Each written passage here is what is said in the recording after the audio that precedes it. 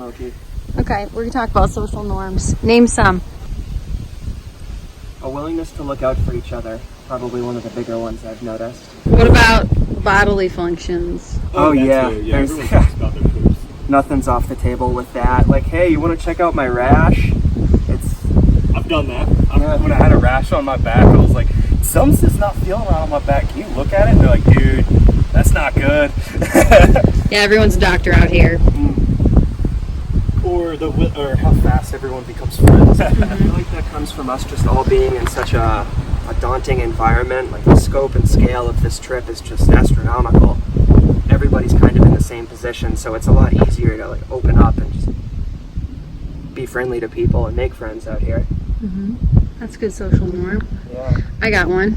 So the other social norm is not calling people by their first names and not knowing what their first name is. I don't know who any of these people, well, I actually do know one person's real name here, but I know your name. Yeah. But other than that, I just figured that out, a day ago, and I've been hiking with you for like a week. Yeah, so didn't know his name. Yeah, you can take it. For gender roles? Everyone's a lot more even, I guess you could say. Big But time. I know, at least I do, and a lot of people look out a lot more for their friends and family, their tramway. Everyone, I say, helps each other out. I think it comes back to all being in the same position too. We're all just out here hiking, so we're all on a much more even playing field. There's nothing from society really carries over here. It's like this whole other little ecosystem. So it's much more balanced in that regard. There's no real expectations that come from people, like regardless of what gender they are. So the other social norm is boundaries. So even though Smokey's a dude and I'm a girl, we respect each other when we have to go to the bathroom, but sometimes it's like out in the open. So There's not much privacy out here. Yeah. Even though you're in the middle of the woods. There's just so many people out here. It's easy to get walked up on when you're squatting and taking a poop. Yeah, and when you do get walked up on, it's more like, sorry. Yeah, people are quick to like turn around and stop and wait for you. Yeah, and then keep on going. But I think the other thing with boundaries, now that we're mentioning it, is just things are more quick. Like you get to talk about things like more quickly, as in bodily functions, but even like your past, that's something that you just really quick talk about and your views. And I think there's more of a tolerance with the boundaries, because if someone feels uncomfortable, you can kind of tell like instantly, because you just have developed an attunement. And I think you develop that attunement because you don't really have anything else to think of other than one foot in front of the other. So I think that's why boundaries work more loosely. What would you say, Smokey? Well, there's like such a shedding of most of the normalcy that comes from normal society to here that there's a lot less to focus on out here. So it's easier to recognize those boundaries when you see them, when you recognize them in yourself or in others. Yeah. And I think that like if someone were to cross like my boundary, because being a female, it's like a little bit different, but still I feel like it's relatively neutral. But I don't know. That's kind of the feedback that I've gotten. If I do feel uncomfortable, I would tell. Like I told the other person I was hiking with, and instantly he was like, all right, we're leaving. You're feeling uncomfortable. Let's go. So I think that that's just something that you do. Social norms. Social trail norms. Isn't that cute? Yeah. I like it. And at least in my experience, people really don't care about their privacy anymore in a good way. When it comes to survival though, I mean, yeah, you gotta do what you gotta do. Like if it's cold and you've been rained on all day, like you just need to put dry clothes on and warm up. And it's easy to lose that lack of comfort walking around in your underwear when it comes to, life or death. Almost literally, yeah. Yeah. The hiker community is just out of this world. Like, everyone looks out for each other, as we touched upon already, and people are just so willing and so quick to, like, do something awesome for other people. Like, you hear about the trail magic, and like, you'll come across a road crossing and there'll be a group of people with like a couple tables set up with food, and it's like, they don't have to do this, but they want to. It makes them feel good, and it makes us feel good, and it's just incredible. And people will give people rides to and from all over the place just because they want to help. They like what we're doing. They like the community. And what do you think we're doing out here? Walking. To do what? Why are we walking? It's different for everybody. I mean, we all have our own reasons for doing it. This isn't, it's an enjoyable experience, but we're not necessarily doing this for the enjoyment of it. I'd say it comes down to personal growth for most of it. Are you Without me guys asking. Are you guys feeling like that these social norms are gonna transfer over? I think that that some people may actually, take what they've experienced from this trip and bring it back to the outside world. And I think how we act out here would greatly benefit the world if people, did have that trust for other people and did look out for other people. Things could be a lot better. I love it. Hello, this is Biscuit. She's going to talk about my husband and I. who doesn't want to be on this vlog, which is fine.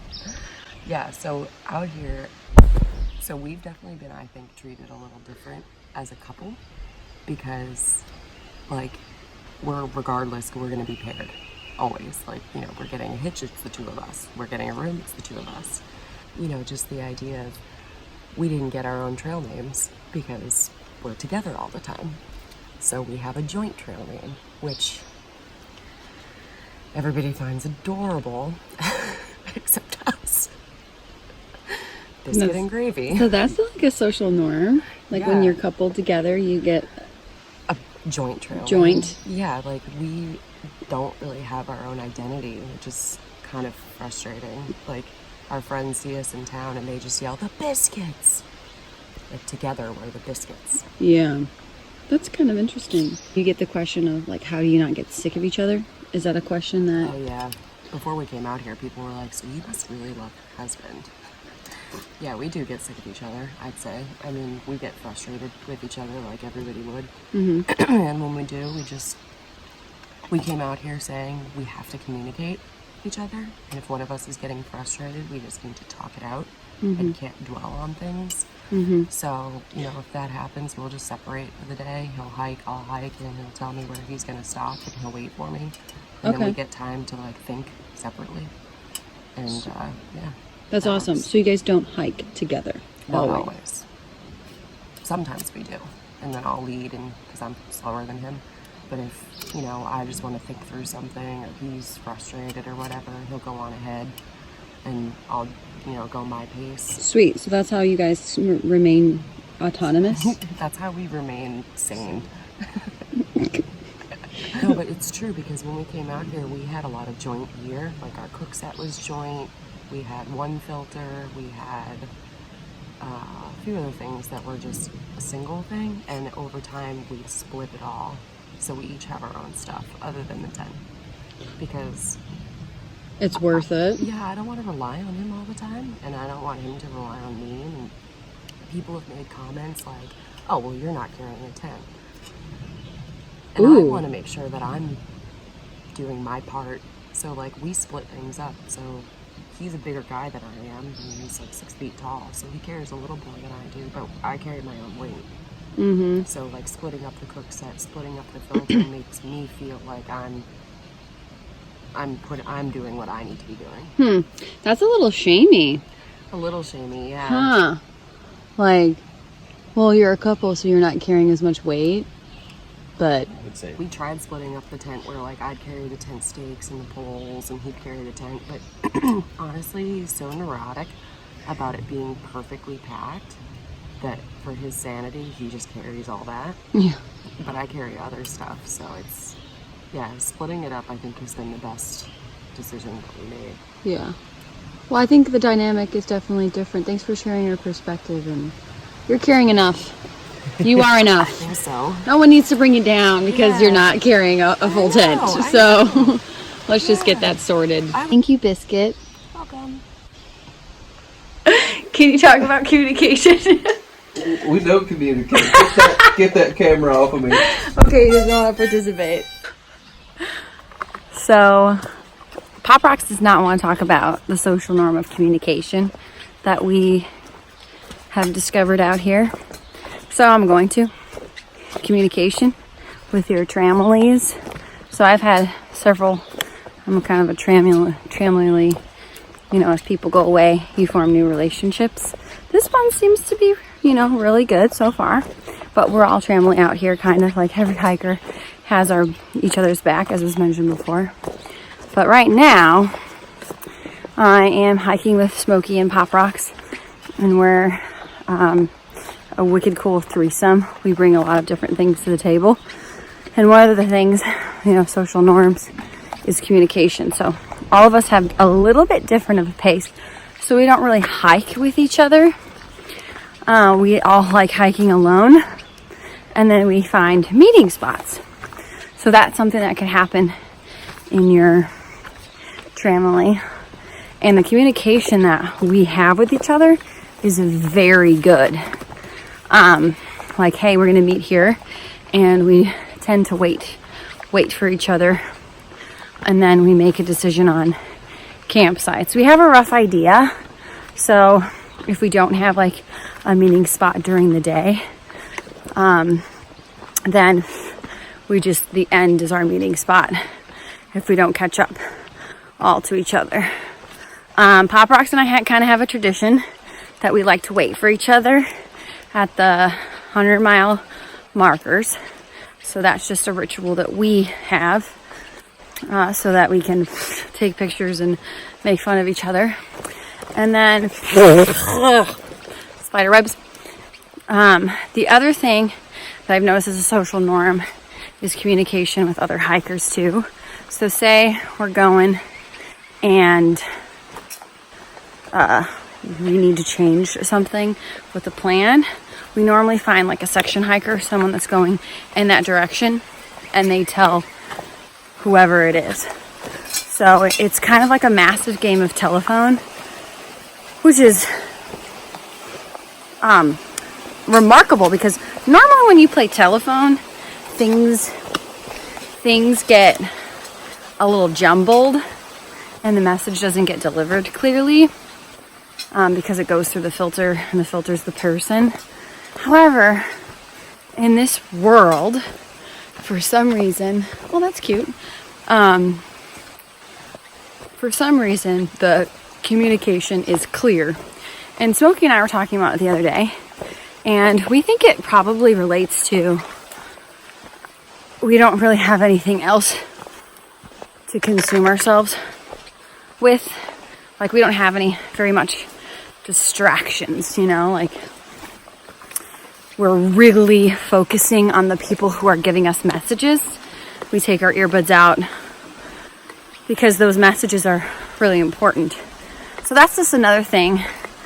When you stop and you talk to someone, you kind of get the rundown. Hey, this is what the terrain is like. Rocks ahead, slippery. Hey, there was a bear. So like the other day, Pop Rocks and I saw a mama with cubs. So we let everyone know, hey, by the way, there's a mama bear and cubs. Just keep your eyes out. Make some noise or not. Take pictures. But be at a safe distance, like whatever your choice is. And then they, in response, told us, oh yeah, we heard that there was a rattlesnake right over the ridge. Be careful when you put your feet over, those ridges when you're having lunch. Great. And guess what? We saw that rattlesnake just because someone just pointed it out. So there's messages that you get from people who are coming in your direction about terrain, about animal life, about things. And those things are very important, because sometimes there are messages like, hey, this bridge is out, or this bridge was out, but at your own risk, walk over it, type things. So those messages are really important. So yeah, I would say that's definitely different. I would love to be able to have communication like this in the real world. And I just think that would require everyone to stop what they're doing and actually focus on the message, and definitely wait before you respond. But who knows if that's ever going to happen. But here's to hoping.